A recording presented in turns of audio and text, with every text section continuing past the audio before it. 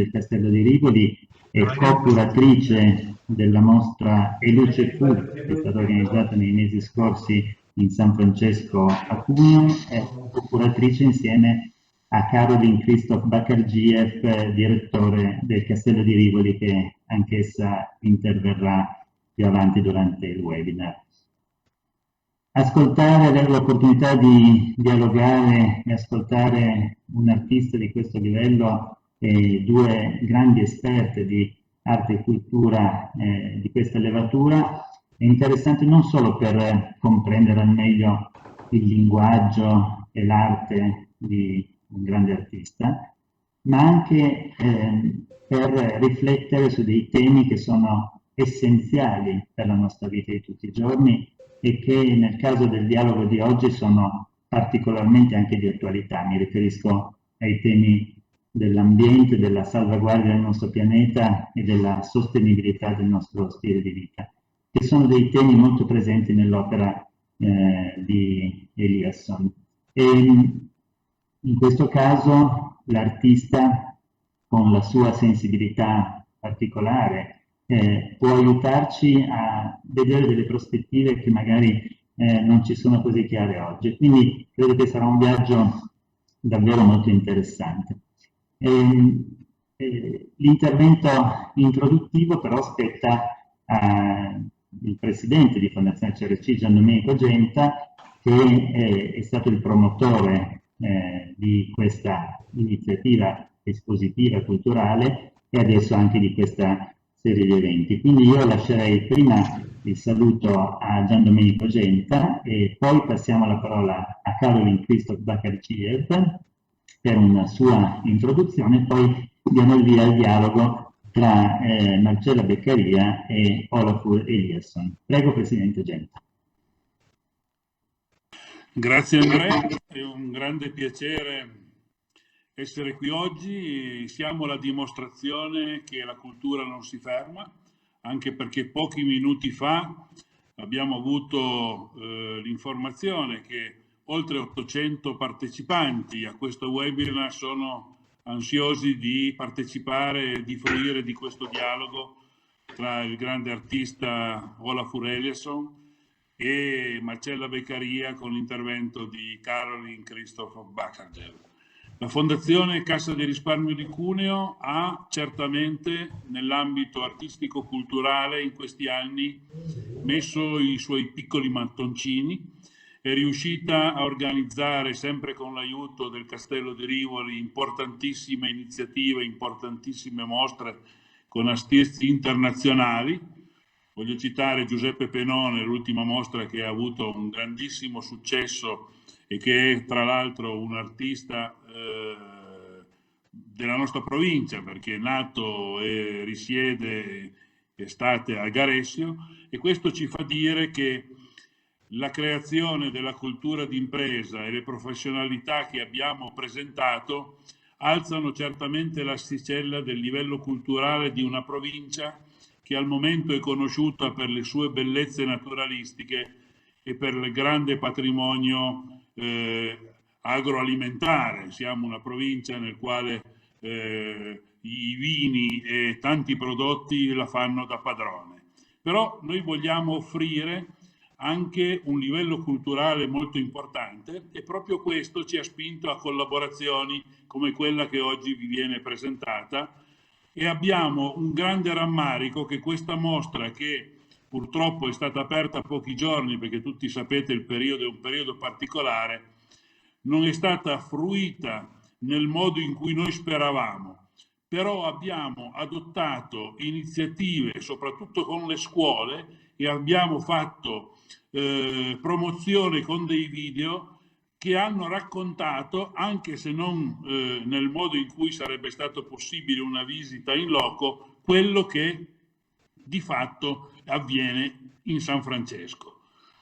Il titolo che Marcella Beccaria e Caroline Christoph Bakarjiev hanno scelto per questa mostra è un titolo evocativo, un titolo che insieme a quell'iniziativa che abbiamo fatto ad Alba con William Kendridge, Respirare, ci fanno capire come siamo immersi e come siamo presenti in questo periodo e di come c'è la volontà di tutti noi di uscirne a testa alta e con capacità innovative che ci dovranno in qualche modo spingere in una direzione che non sarà più quella che abbiamo avuto fino a qualche mese fa. Io voglio ancora ringraziare Olafur Eliasson per la disponibilità a raccontarci la sua arte e, come le dico, voglio anche avere la possibilità di poterlo invitare, quando per lui sarà possibile, a venire nella nostra fondazione e nella nostra provincia, perché abbiamo tante cose da raccontare, anche l'apprezzamento che abbiamo avuto della sua opera e delle sue opere che abbiamo potuto vedere, che ha fatto in giro per il mondo in questi anni. Grazie e ripasso la parola ad Andrea Silvestri. Grazie Presidente, io do una volta la parola a Caroline Christoph Bakirgiev e le chiedo di introdurre quindi l'incontro di oggi. Prego Caroline. Grazie Consigliera. Hello to everyone who's online for this event. Desidero innanzitutto ringraziare la Fondazione CRC, il suo direttore Andrea Silvestri, il suo presidente San Domenico Genta per l'invito anche quest'anno a collaborare con il Castello di Rivoli, e naturalmente ringrazio la Regione Piemonte, grazie alla quale opera il nostro Museo d'arte contemporanea. Nell'anno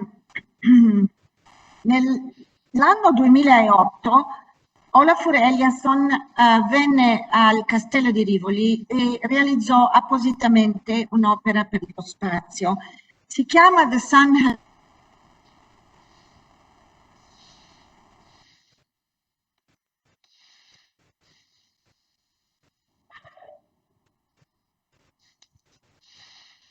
Abbiamo interrotto un attimo l'ascolto di Caroline, vediamo se... Caduta della... Sì, solo per 30 secondi, scusa. Ecco. Dicevi di quando è venuto... Prego. I basically was in the Castello di Rivoli, the chief curator of our museum, Marcella Beccaria, for having worked with me on this exhibition with Olafur Eliasson, an artist that she greatly admires and has been influenced by, as we all have been over the last 20 years. I thanked the Fondazione CRC and the region, the Piemonte region, and the chairman of the CRC, Mr. Genta, and the director, Andrea Silvestri, for a wonderful collaboration over this last and terrible year. This exhibition was conceived on a late afternoon in the middle of lockdown during COVID with Marcella, and we were thinking about what artworks we should put in the space of the church in Cuneo. And somehow it came to our attention that it was not a moment for putting a lot of material and heavy things in a space. It was a moment for reflection and for thinking about our times, about the planet, about what it means to be a body and to be embodied in a space. And this is the thing, that the best exhibition we could do after a long period of illness and tremendous pain and loss, in particular in, as the world knows, in the Piemonte region and in Italy, where COVID-19 hit the Western world first, you know, weeks before other locations in Europe and months before other locations in the world. And it occurred to us that it was a moment for light and for clarity of some sort, and for thinking about what I call appropriating this term from how we read Aboriginal art in Australia, the shimmering. And the shimmering is this creation of a layering and of a cosmic unity between all the different layers of time, past, present, different generations, in a co-evolution and in a relationship with the natural world where there is no distinction between culture and nature. And this shimmering was not so far from ecstasy as it had been described, for example, by Santa Teresa de Avila in the 1500s, thinking about moments where the immaterial and the material, the so-called physical and the so-called virtual or invisible, touch each other in extraordinary ways. And this actually was connected to what Dante describes, the poet, Tuscan poet, who basically created the Italian language, modern language, when in his last canto of Paradise from 1321, he speaks about the impossibility of looking at God directly and being only able, once he reaches the end of his journey, to see in the reflection of the eyes of the Virgin 3 circles. Well, he sees indirectly in the reflection, so we have the mirror image, 3 circles of light and color. And this immediately brought us back to Olafur's work, to The Sun Has No Money, and to the idea of doing an exhibition that explored through great chef-d'oeuvre of our collection and transgenerational works that dealt with the world through our relationship with light. And the earliest piece in our collections is a fantastic Giacomo Balla scenography, or more than that, a dance of light and sound that he had done on commission for Diaghilev and the Ballet Russe in 1917, shown in Rome, which we have, and followed by a very key moment in the history of Italian art, but I think also for many people in the world, which is Lucio Fontana's light and space environments, the Concetto Spaziale, which we have in our collections. The Ambiente Spaziale from 1967 is the only existing, let's say, original, in the sense that it was made directly by Gino Marotta, his assistant, existing piece in the world of that type of an environment. And that connected very much with also new technologies that Fontana was dealing with and thinking about, which had to do with the visibility of black in dark light, in black light. And then we, of course, included in the exhibition The Sun Has No Money, which I'm not going to speak about because Marcella and Olafur are here. So why would I do that?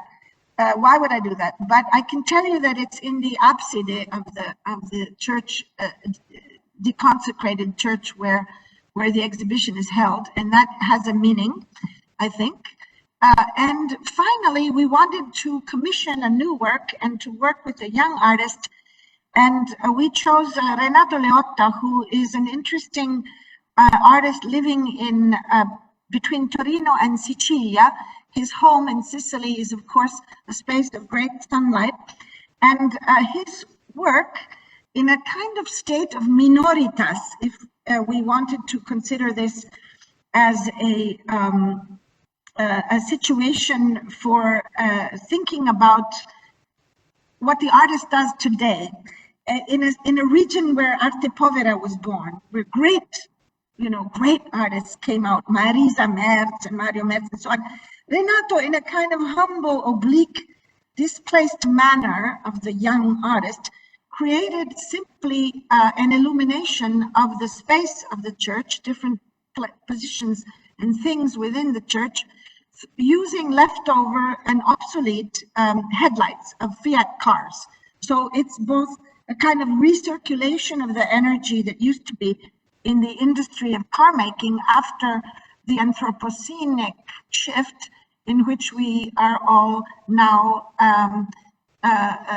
needing to face and to explore. So This is the exhibition. Now, just very briefly, riassumo in italiano un pochino brevemente per i nostri amici italiani, perché una delle problematiche più grandi delle online events è che le online events sono generalmente in inglese nel mondo dell'arte, che è la lingua dell'epoca di internet, ma un grande problema è come diciamo riuscire a mantenere la cultura e la lingua italiana anche durante questo periodo di internet, in che maniera si trasformerà e come faremo lavori digitali anche ibridi linguisticamente.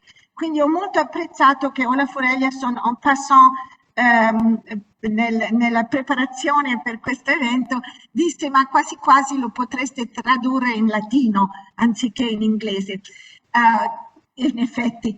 Quindi avevo raccontato ai nostri amici che la mostra nacque anche riflettendo su questo anno 2020 così terribile, caratterizzato da questa pandemia e da questa morte e da questa malattia che ha raggiunto livelli globali, e quando pensavamo a questa mostra eravamo in Italia, che era l'unico luogo al di là della Cina dove c'era ancora, dove era arrivato questa malattia, e ci siamo trovati di fronte a un'emergenza che è un'emergenza sanitaria, ma è anche un'emergenza estetica, perché la vita è estetica.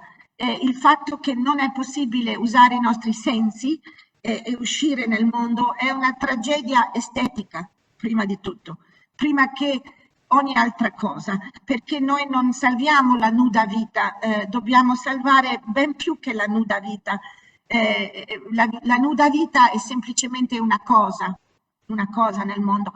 Quindi ho parlato dell'idea che abbiamo avuto con Marcella Beccaria di pensare alla luce, cioè non apportare qualche cosa di molto triste nella mostra, ma qualcosa che dia una idea di, diciamo, di uscita e di salvezza da questo periodo, e anche che non era, forse non era così dignitoso riempire lo spazio di oggetti, di quadri, di sculture, di materia, ma riflettere su questo vuoto, su questo spazio, che è anche lo spazio nel quale ci troviamo durante questi mesi così lunghi. E in questo vuoto lavorare con la luce. Allora abbiamo scelto 4 capolavori delle nostre collezioni.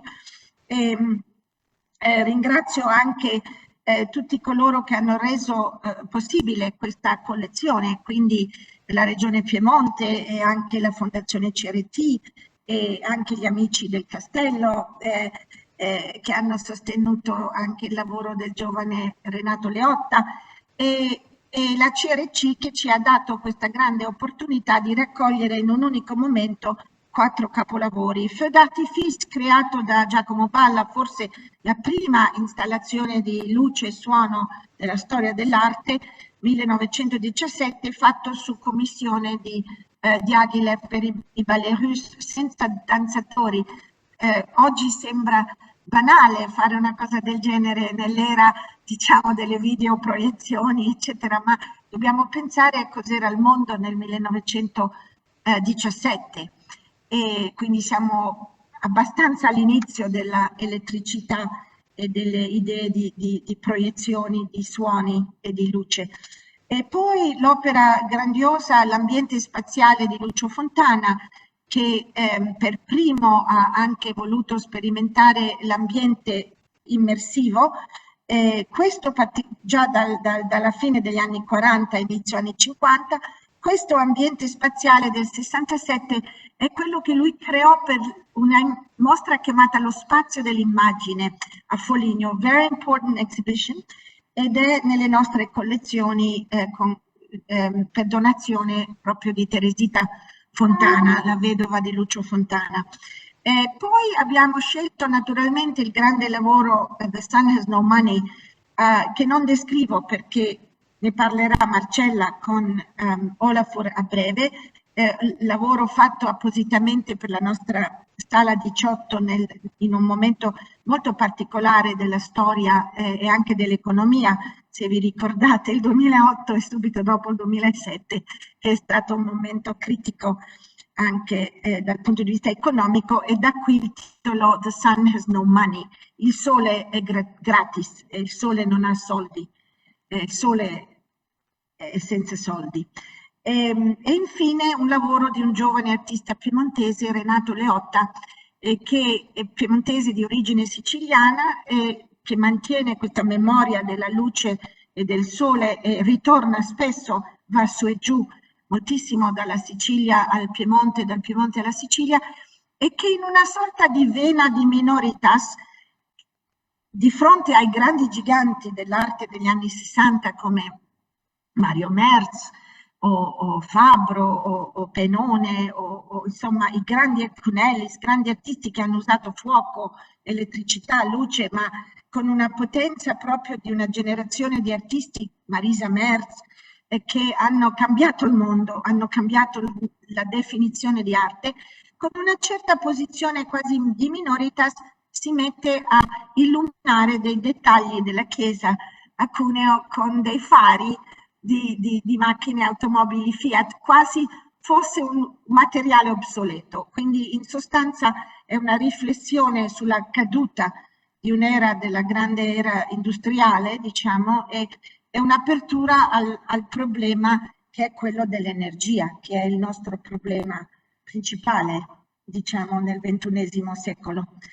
So that's all. So without further ado, I would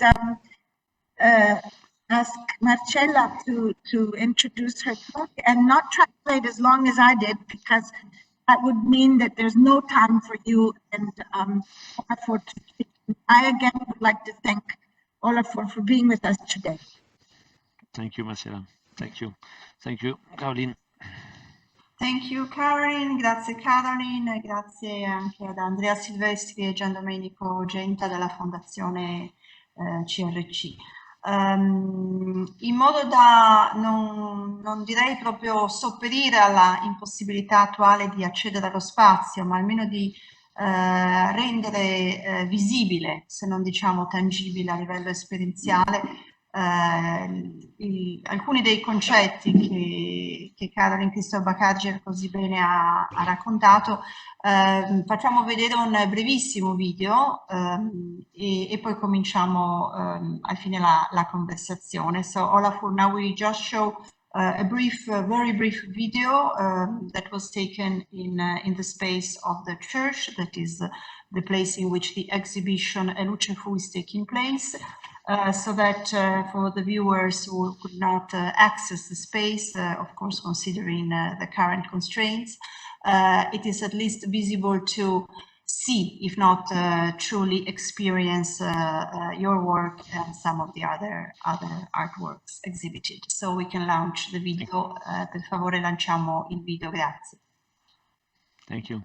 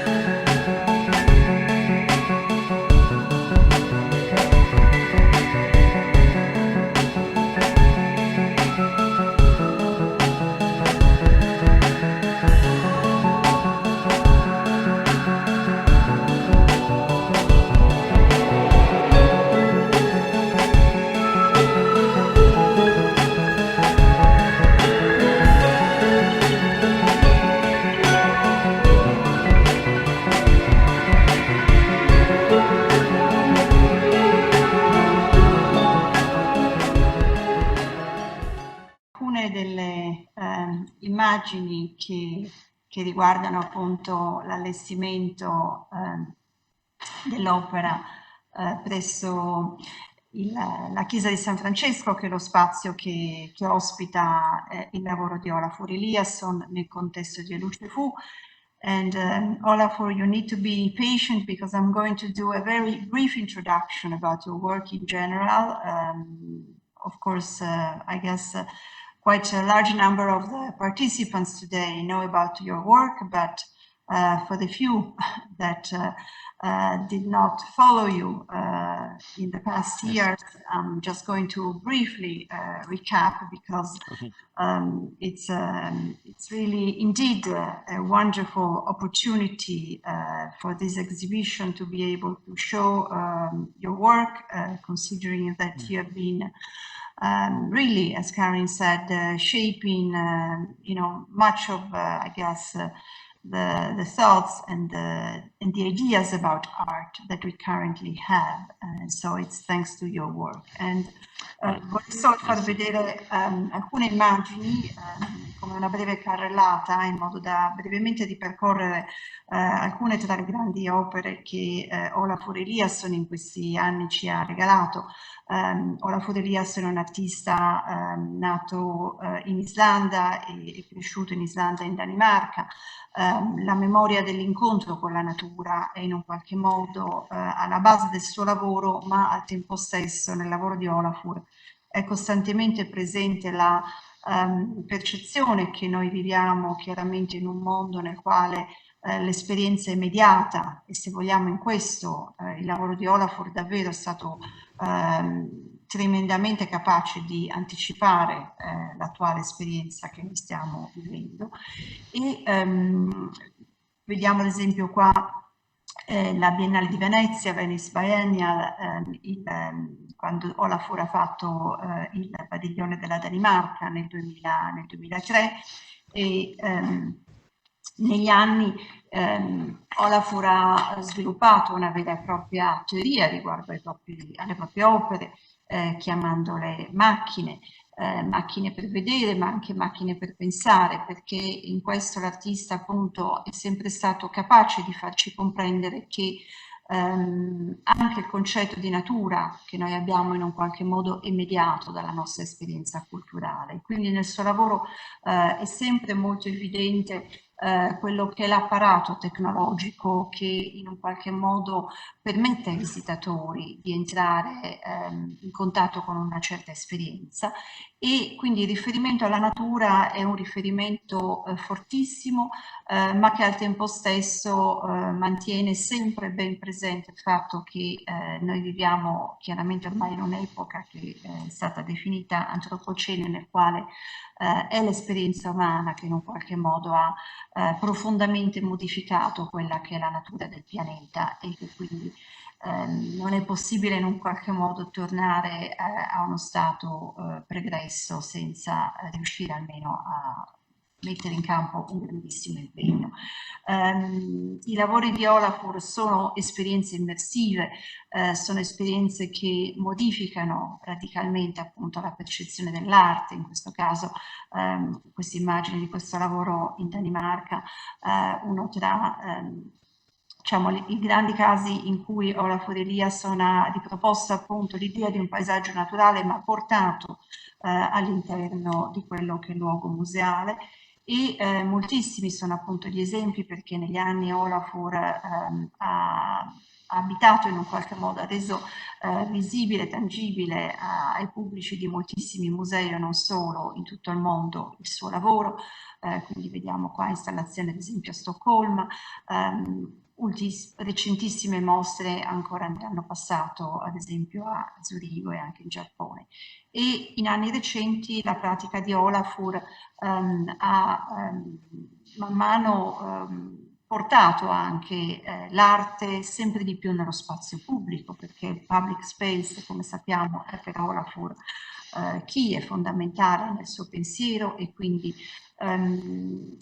Lo studio Olafur Eliasson, che si trova sia a Berlino che a Copenaghen, in realtà a sua volta è anche uno studio di architettura. Qua vediamo ad esempio uno tra le più importanti, credo, recentissime realizzazioni da parte di Olafur Eliasson, che è proprio un edificio progettato completamente dall'artista.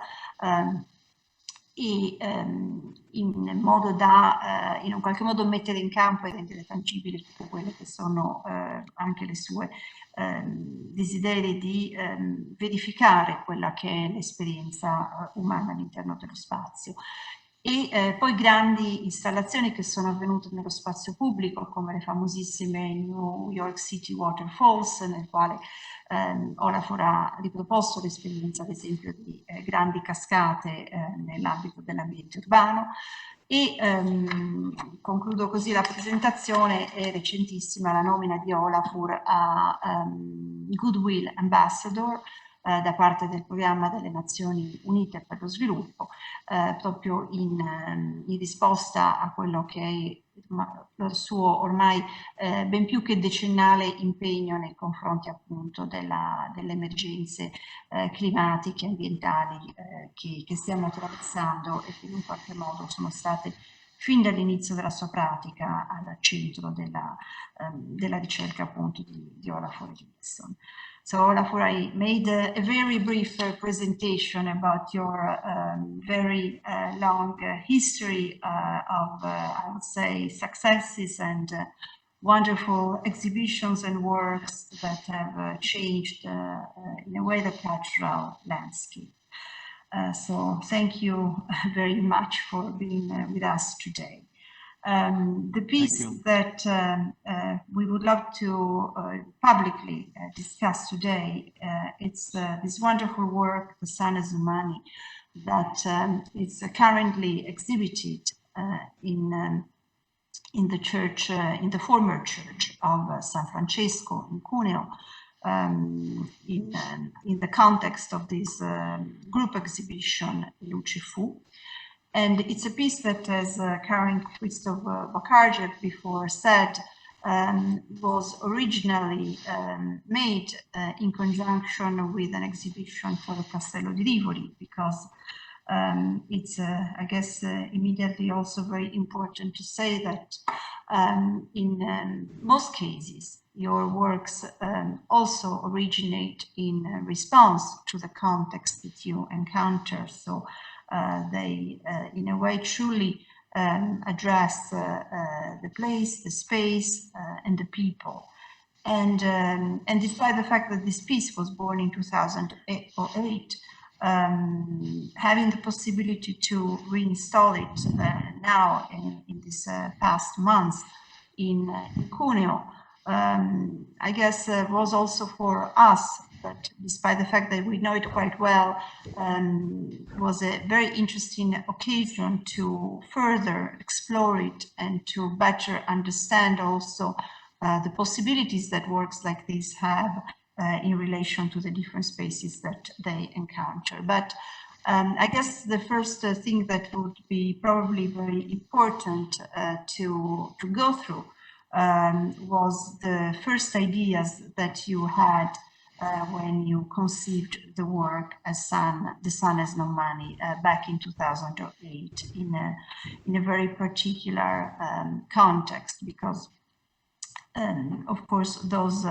now there are few times back in history, but still I guess the piece still today resonates even more in a way in relation to the emergency concerning energy and the current climatic crisis.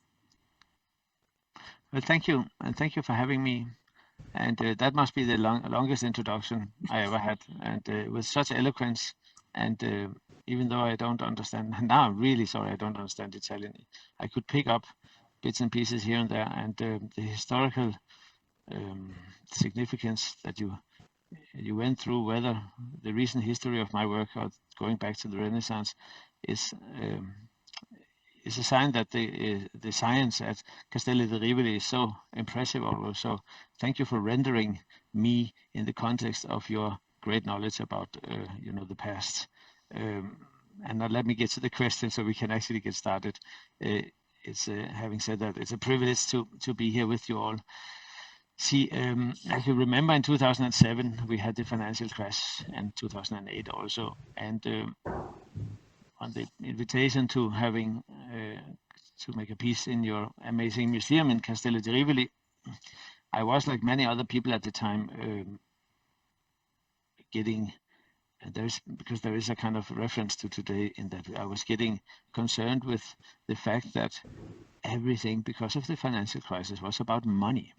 Right? It was just not able to have a conversation with anyone without it immediately being about the financial crisis. And I'm not trying to diminish anything. I understand that this is how we cope with crisis. We talk about them and we share our views and so on and so forth. But there is an element of in Danish you would say hamster wheel, or in German hamsterrad. What do you say? Like you go around in this infinite discussion about the financial crisis back then.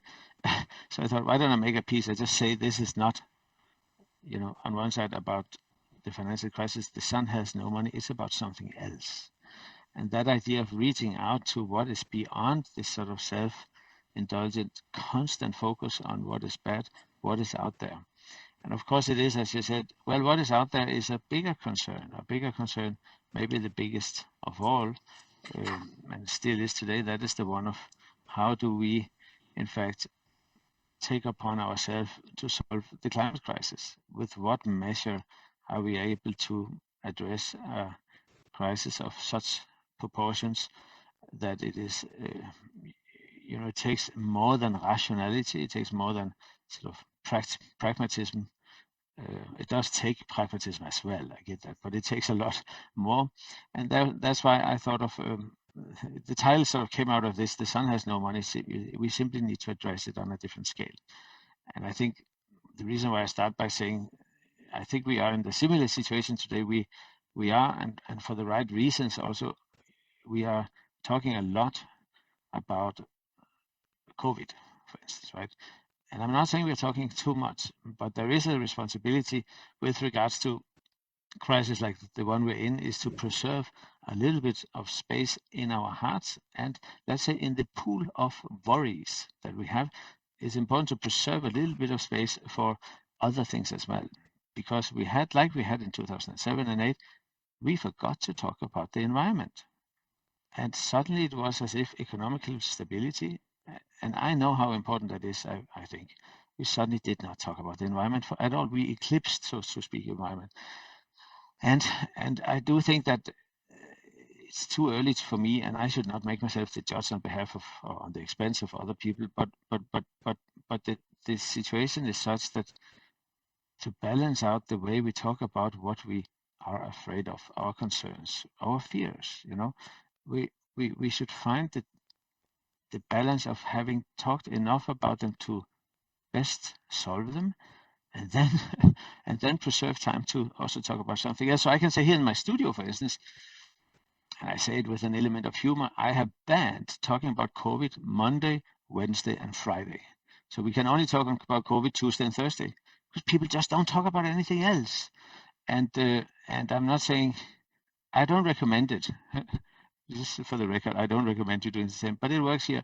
And then we also banned Tuesday and Thursday. We have banned talking about Trump. This I really can recommend on the other side, because this is so wonderful. These are Tuesday and Thursday, just wonderful days now. I say I'm actually also, the reason why I'm saying it, we have in our heart or in our head, dependent on I guess Catholics or Protestant, we have in our hearts a pool of worries. If the pool is full, we struggle to take in other worries. Historically, it's been the same, and it also makes sense. When you are in a exceptionally stressed situation like COVID, it's only fair to say that this is not the time where you worry about renovating your house or other worries, right? And that's how climate, for instance, can slide back into the background. So Now focusing and not forgetting that we came to we're talking about this piece, and I'm so excited about the wonderful context and the foundation CRC. This is so exciting. This project, I'm really very happy about it. I am a person of some faith, but I wouldn't call myself a very religious person.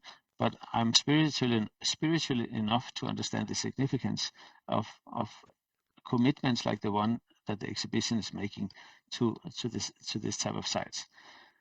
See, for me, it was important with the notion of how it's essentially a lamp on some glass rings that are coated with mirror and some colored mirror, and the reflection of these rings, they kind of go around in the space, and they sort of, because of the geometry of the lamp, they kind of change a little bit, but it is as if the light resulting from these rings, the light on the wall, it very slowly sort of moves over.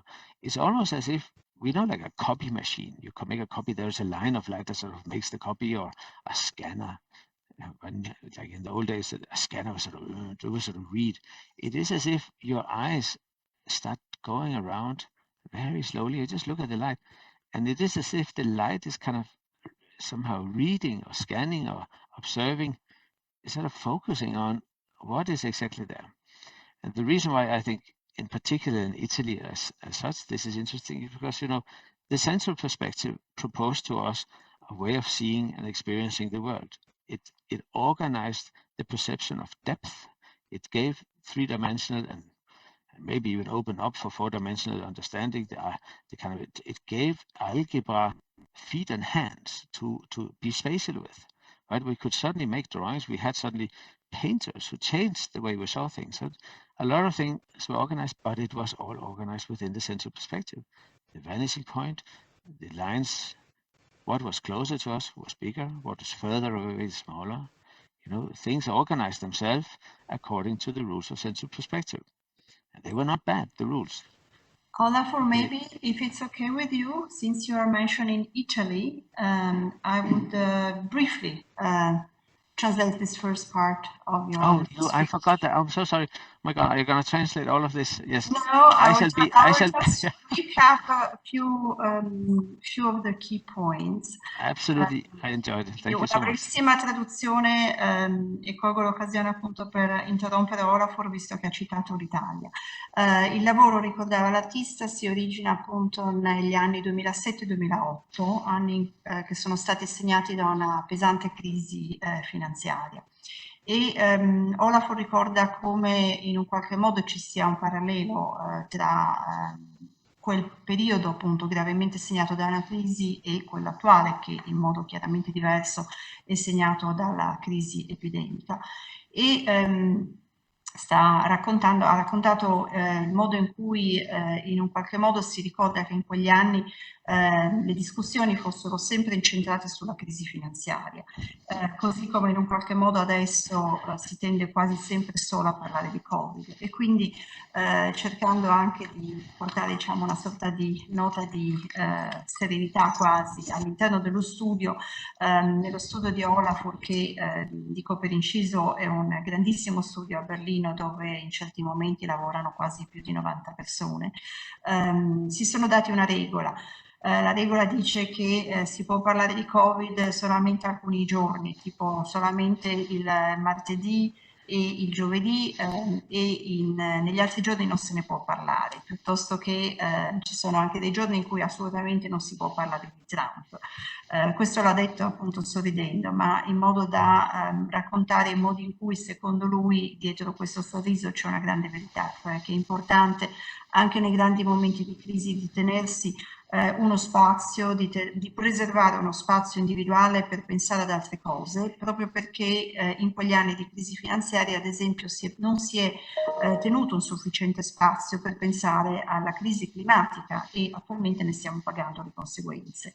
Dopodiché appunto ha cominciato a raccontare del modo in cui funziona questo lavoro, che come quasi tutti i suoi lavori di principio nasce con macchinari apparentemente semplici, quindi dei grandi fari che illuminano dei cerchi che sono capaci di riflettere, e questi cerchi sono azionati da alcuni motorini che fanno sì, come forse avete visto nel video, che man mano lo spazio è come in un qualche modo scandagliato dal riflesso di queste immagini.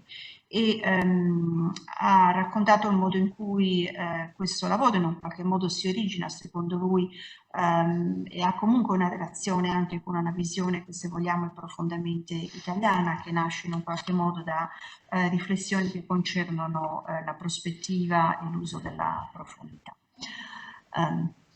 E qua poi appunto l'ho interrotto. Ok, there you go, Olafur. No, I will make shorter sentences. Stop. No, the issue is that this notion of introducing a different way of organizing space, or organizing the rules through which we experience the world, I think is interesting, both as a, you could call it more like an exercise or a reconsideration. Evidently, the central perspective has proven quite successful, so it's not really for me to replace one way of seeing with another way of seeing, but maybe my errand is in this case, which is why I think the show bears commitment to my idea. The issue here is to not make this mistake and take any way of seeing for granted as if it was something that was created by nature or made by God, or these things. No, every way of seeing is a construction that we have applied culturally and socially and economically and politically and so on, as it fits to an optimization of how we orient ourselves. Because when we take it for granted, we forget that it can be renegotiated. It can change, and it is for us humans to acknowledge the freedom we have to exercise the change. If we think that we are the result of our surroundings only, which we are also, that is undeniable, quite so, especially for the time being. But we are also in a situation where the surroundings are the result of our actions as well.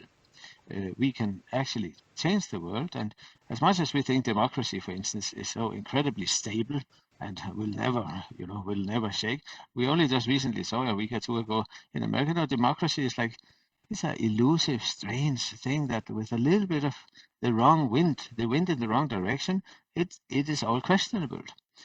So a way of talking about this piece, and this is of course, now it's getting long again, but this is of course a lot of questions to ask for very minimal work of art. But maybe I should just say, this is what I thought about when I made it. It really was.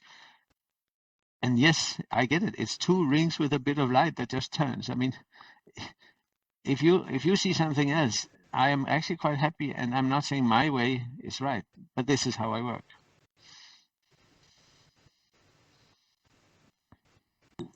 Thank you, Olafur. Quello che l'artista ha continuato a raccontare è che il lavoro in un qualche modo sì, potrebbe sembrare, in realtà è semplicemente due anelli con un poco di luce, ma è appunto un lavoro che affonda le sue radici in modo lontano, innanzitutto da una riflessione, appunto, come dicevamo prima, che concerne l'idea di prospettiva, e l'idea di prospettiva centrale, che come sappiamo appunto nasce nel Rinascimento italiano, ma l'intero lavoro di Olafur in un qualche modo concerne proprio la possibilità di mettere in questione questo modo di vedere, di chiedersi se esistono altri modi di vedere che non siano necessariamente quelli che sono ad oggi conosciuti. Ed è proprio sulla base di questi interrogativi che si sviluppa l'intero suo lavoro, che concerne nella possibilità di rinegoziare lo spazio, di comprendere appunto che il modo di vedere e i modi di vedere sono delle costruzioni culturali che non sono in un qualche modo fisse, ma a loro volta sono negoziabili. E ulteriormente che noi stessi siamo, come dire, produciamo l'ambiente che ci ospita così come ne siamo il prodotto, e quindi abbiamo sempre un fortissimo senso di responsabilità nei confronti di quanto è intorno a noi. E questo, a questo ha aggiunto anche una riflessione sul concetto di democrazia, che come sappiamo è chiaramente in questi giorni estremamente importante e drammaticamente attuale a causa dei fatti politici che purtroppo abbiamo visto accadere negli Stati Uniti e anche appunto concetti che sembrano in un qualche modo fissi, comprendiamo talvolta essere in realtà estremamente labili. And so we are back to the fact that the piece apparently it's only 2 rings with a bit of light, but of course it's not. But Olafur, I think it was. It's also. It would be very interesting if we could also recall, I guess, the complex history, in a way, behind the work that concerns what you were reading at the time and the concept that light and energy eventually, through some of the ideas that come with this piece, could be considered a possible currency. I mean, there is a quite a utopian approach in a way to the piece, but I think it's a story that it's worth sharing. Yes, thank you. I must just briefly say Italian language, when you don't understand it, does sound very, very nice. I really must say it. It sounds like it's like a pimped up version of Latin. And when I now, because I sit and listen to it, it is so much more beautiful than I speak German, Danish, Icelandic, and a bit of English. And Italian actually is very nice. Maybe it's just because it's you, Marcella, I don't know. No, I'm kidding. I actually think so. See, now getting to the topic, this part you don't have to translate also. Yes. See, I was in a situation where I was friends. I was a dad in my son's school of a dad of another child, of course, right? But he was a solar engineer, and we were always waiting to pick up our children. And I thought he was quite genius, so I was always looking forward to meet him. And before we knew it, we had the idea that solar energy is going to be cheaper than oil and gas and coal. As a matter of fact, within the next 6 months, that's now 7 years ago, it's 9 years ago. Yeah, well, I made the piece in 2008, so it was before that. So it so happened that, in fact, very briefly after, the price of solar panels, which is all about the solar panels and the battery, right, came down so much, and suddenly it was actually cheaper, well, so we thought, to deliver sustainable light, or environmentally a much more progressive environmentally source of energy, to places where coal and petroleum and kerosene was used as a source of lighting. And so we started doing that, and we had no money.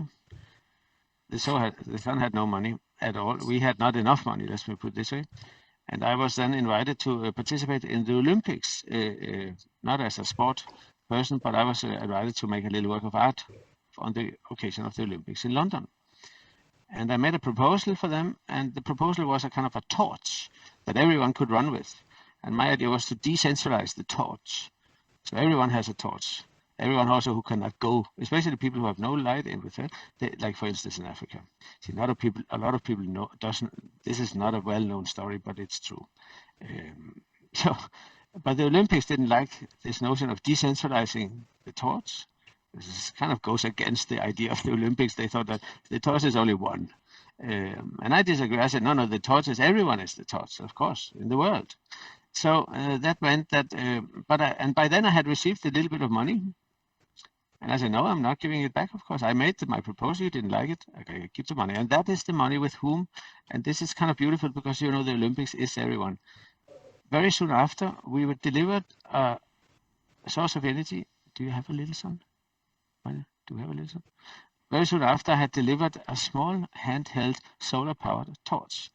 And we have only just a year ago delivered number 1 million.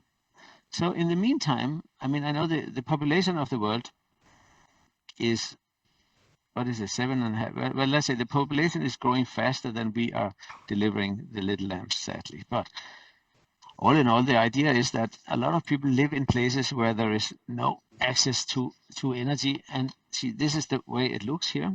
And this is a solar panel. And with this one here, you can then replace the petroleum in your own in your own household, in places where you live outside of the electrical grid. I have been very lucky in Italy, and I have received a number of grants, and people have supported it. Several museums have it on sale, and all in all, Italy has been very good for us. Some years ago, the shopping mall in Milan, Arena Center, I think it's called, they made a big event to get money. It was very interesting. So we have had a lot of success. I'm very thankful for this. It's been a crowdsourcing project, decentralized, and of course, a lot has happened with the environmental consciousness and the sort of commitment to energy since then. The fact that solar energy is going to become a significant player in our future consumption of energy is now beyond any question. And the amount of money flying into this field of energy is now increasing. So many other structural investment systems on the well-being of society. See, for me, this meant this element of decentralizing. That's why I spoke about this idea that it has to be something that everyone feels connected to. This idea of interdependence, the participatory, the solidarity, the idea that you can actually hold energy in your hand. There is an element of not just sort of empowerment from the point of view of the economical upside, because when you have one of these, you don't have to buy petroleum every day. That actually is a lot of money. It's $1 a week, right? That's $50 a year. Now take 1 million. That is what's that? 1 million times $50 a year. That's 50 millions. Lifespan is 5 years, right? Warranty is 3 years, so 5 years. 5 times $50 million now. $250 million.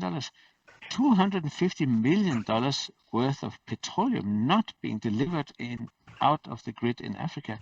That's 1.5 supertanker going from the Middle East, from Yemen or Qatar or to Djibouti, delivering crude oil, which is then transformed into kerosene. Do you see, like one big supertanker of oil?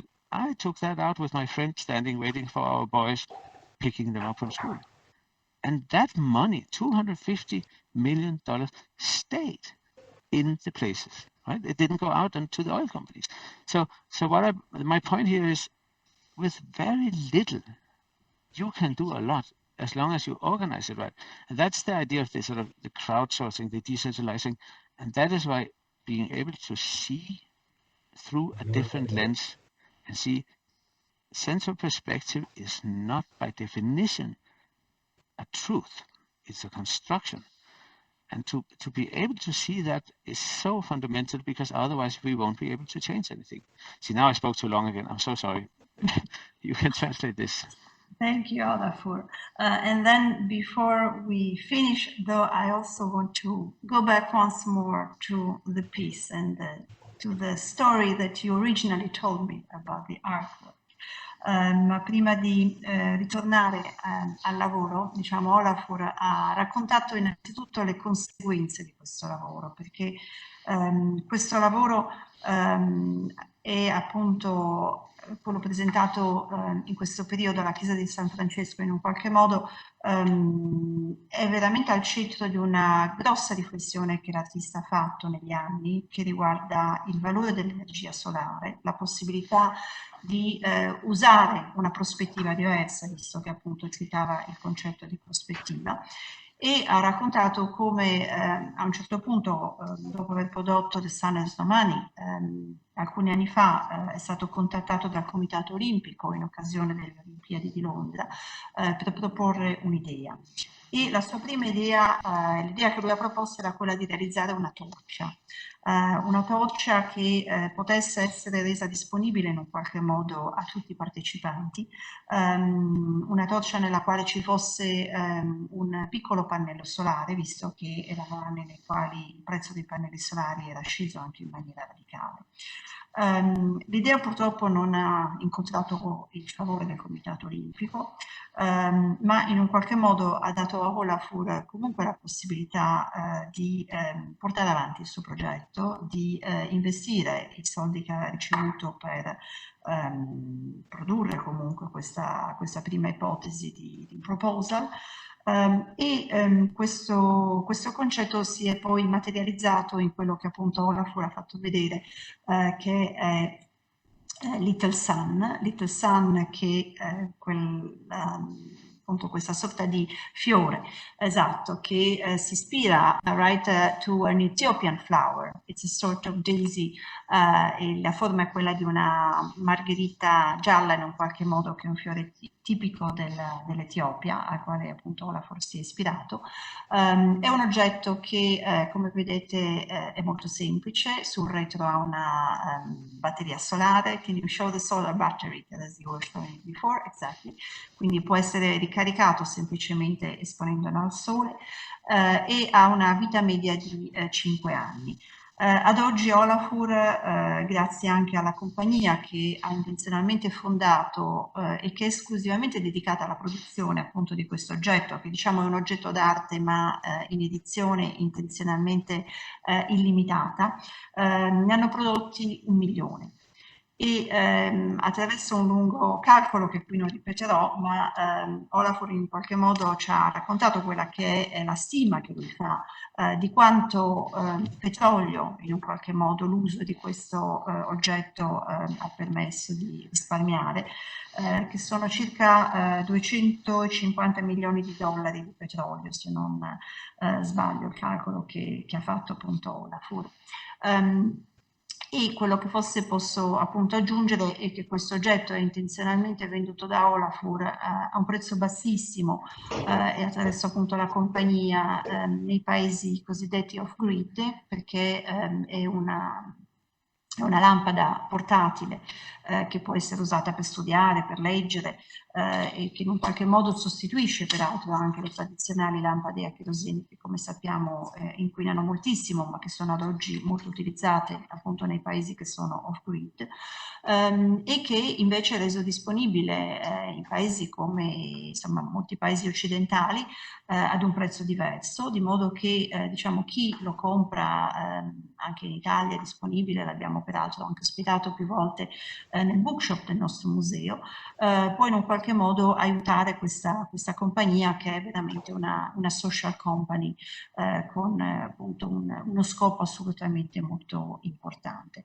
E quindi questa diciamo è l'incredibile conseguenza che The Sun Has No Money ha prodotto. E what I would like maybe to add, Olafur, is that with this piece, you have been describing this piece more than once as a piece of art that works in life, because of course we know that when we talk about art, one of the hardest moments, you know, it's always to bridge the gap between the enclosed museum space and the reality, and truly make an impact in real life. And with Little Sun, you have showed us that, I mean, there is a way that actually a work of art can make a difference. And allow me also to translate this, because I think it's a very important message that the piece is actually giving out and making accessible also to the younger generations. Quello che desidero appunto aggiungere è che con quest'opera Olafur in un qualche modo ha fatto quello che è il grande salto che, se vogliamo, fino dal tempo dell'avanguardia molti artisti in un qualche modo desiderano, ma che è spesso difficilmente raggiungibile, cioè veramente di poter immaginare e produrre, non solo immaginare, ma davvero anche produrre un'opera d'arte che funziona nella vita, un'opera d'arte che in un qualche modo può avere un impatto sul mondo reale, e questo, se vogliamo, è un sogno quasi per tutti gli artisti, dai tempi dell'avanguardia al presente. E con questo lavoro Olafur ha dimostrato che è possibile non solo, se vogliamo appunto, quindi fare questo grande salto, ma farlo soprattutto anche nell'ambito di tematiche che concernono le grandi urgenze che il nostro pianeta ha in questi anni.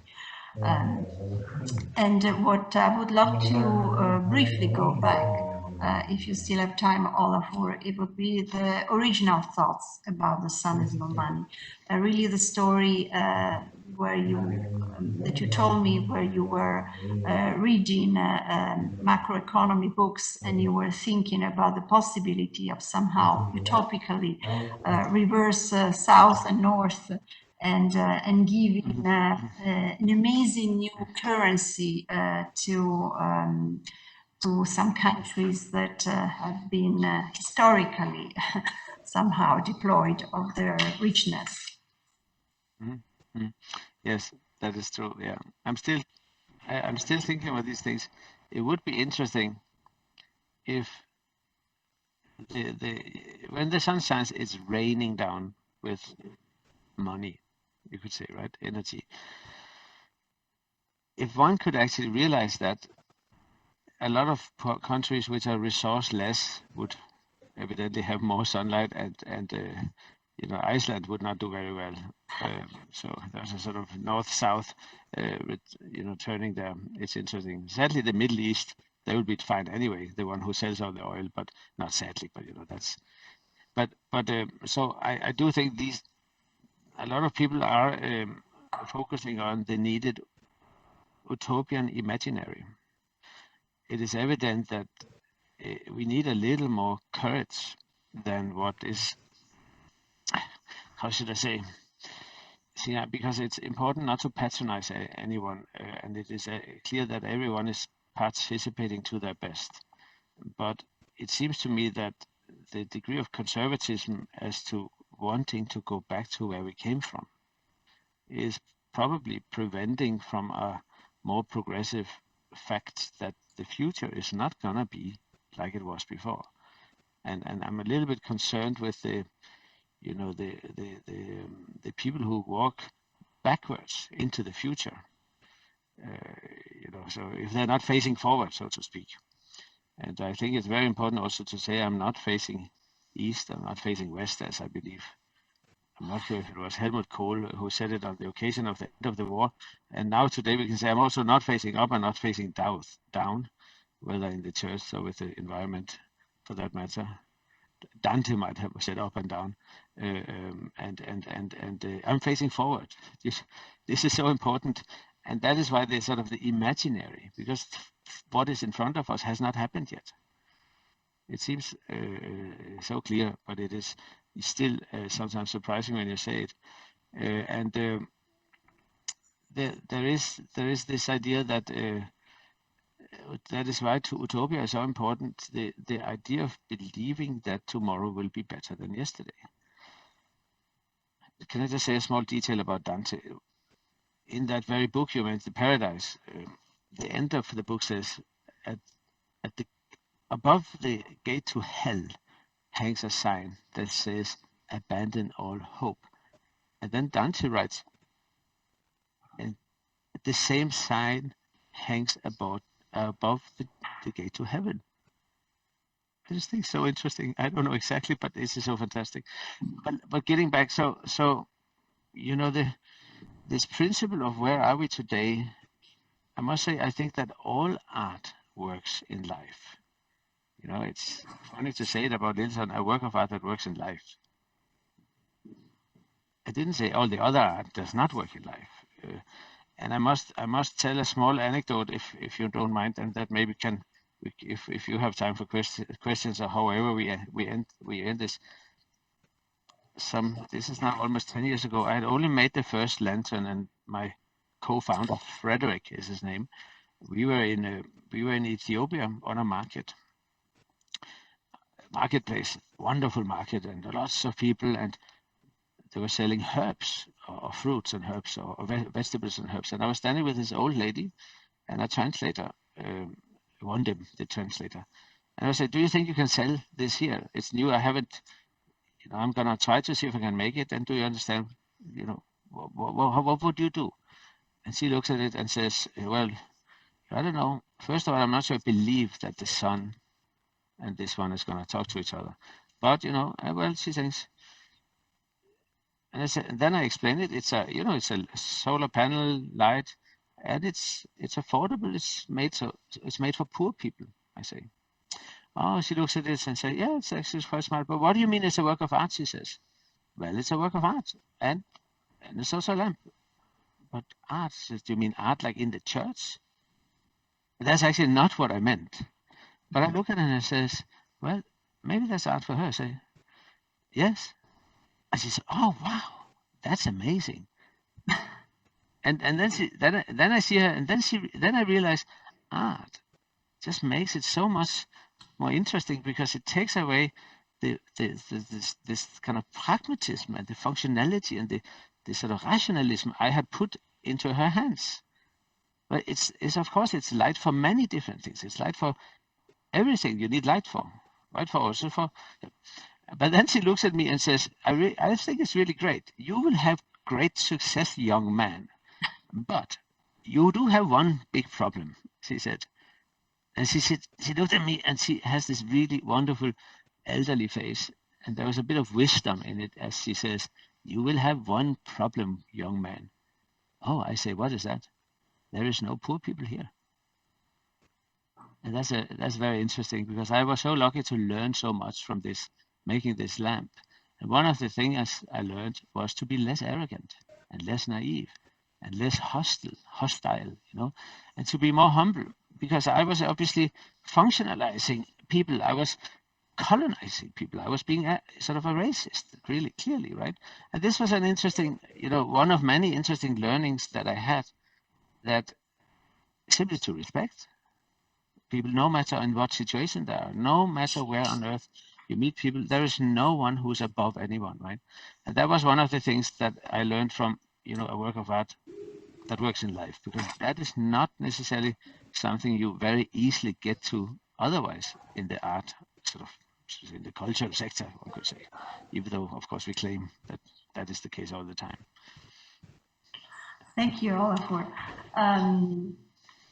Unfortunately, it's very late, but I will try to at least briefly also say in Italian the nice story that you told us.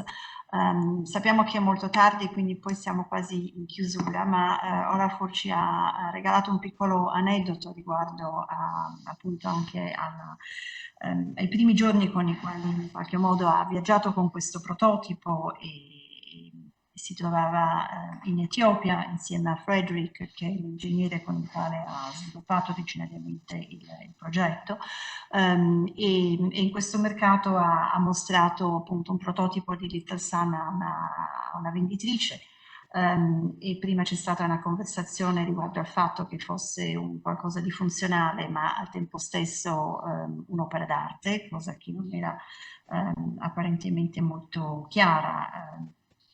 E soprattutto Olafur a un certo punto ha detto che, insomma, rispiegando che si trattava appunto di una lampada nata per poter funzionare come energia attraverso una batteria solare, una lampada che poteva essere resa disponibile alle persone povere. E la signora lo ha guardato e gli ha detto che secondo lei c'era un grosso problema. Perché in quel posto non c'erano persone povere, quindi Olafur ha raccontato come in un qualche modo una delle primissime cose che ha imparato attraverso questo lavoro è stato quello di essere meno arrogante e di non avere un atteggiamento colonialista nei confronti di chi lo circonda. Quindi ci ha in un qualche modo raccontato appunto questa storia che riguarda l'origine di questo lavoro. Well, I think Olafur, there are probably a zillion things to say and probably many comments. Perhaps I wonder if there are any questions from the co-speakers or our hosts today. Ci sono forse domande che qualcuno desidera porre, Andrea oppure Gian Domenico?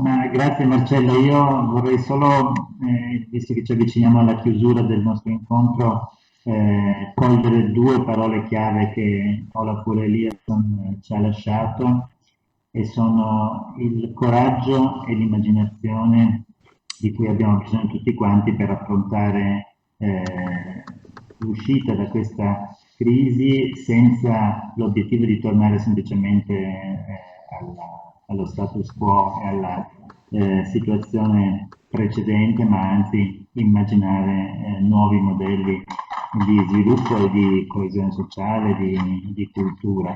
E quindi, so Olafur, thank you so much for your hints, your reflections, and I guess really courage and imagination are the two key words that we'd like to take with us after this meeting, which will give us really a guideline for our works in the future to imagine a new way of development and a new way of for a social cohesion. So, Marcella. Thank you so much. Thank you, Andrea. Grazie anche da parte mia. Si è palesata tutta la sensibilità dell'artista Olafur Eliasson, che certamente con i suoi racconti, anche se per me sono stati tradotti, ma Marcella soprattutto nell'ultima parte ha fatto capire che la sua sensibilità è veramente una sensibilità che tocca le emozioni che ciascuno di noi deve fare. Per cui vi ringrazio tutti voi di aver accettato l'invito di fondazione, e non è escluso che qualcuna di quei fiori destinati, tra virgolette, ai poveri arrivi anche a Cuneo, poi ne parleremo, ma mi sembrerebbe un bel messaggio che possa arrivare anche qui. Thank you, Gianna. Marcella o Caroline, se volete concludere anche voi. Caroline, hai un commento prima dei saluti finali che vuoi condividere?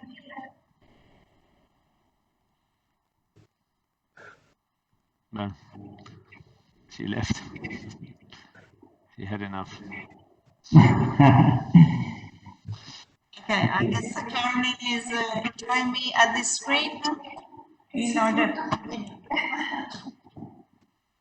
Hello, everybody. Something happened in my office and I couldn't speak.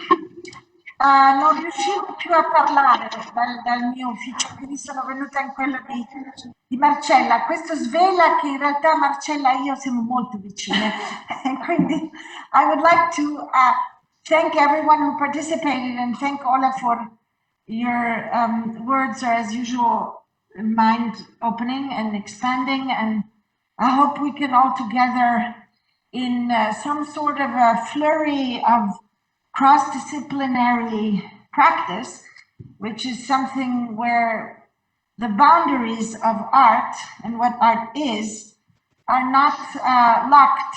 And I remember the great Gombrich, historian. He starts his book on art history and he says, art doesn't exist. Only artists exist. So, ricordavo questo libro di Gombrich che diceva l'arte non esiste in fondo, esistono solo gli artisti, e quindi speriamo che in questi sconfinamenti fra le discipline, in questo lavoro insieme per poter progredire, riusciamo a creare questo nuovo mondo e quindi con il lavoro di Olafur e quello che ha detto alla fine è chiaro che non è importante che si stia parlando di arte o di non arte, è importante il progetto nel suo insieme. Quindi ringrazio tutti e buona serata. Thank you so much, everyone. Thank you. I enjoyed it. Thank you. Grazie. See you soon in Italy. See you in Cuneo. Thank you. See you soon. Arrivederci. Grazie a tutti. Buona serata. Thank you all for.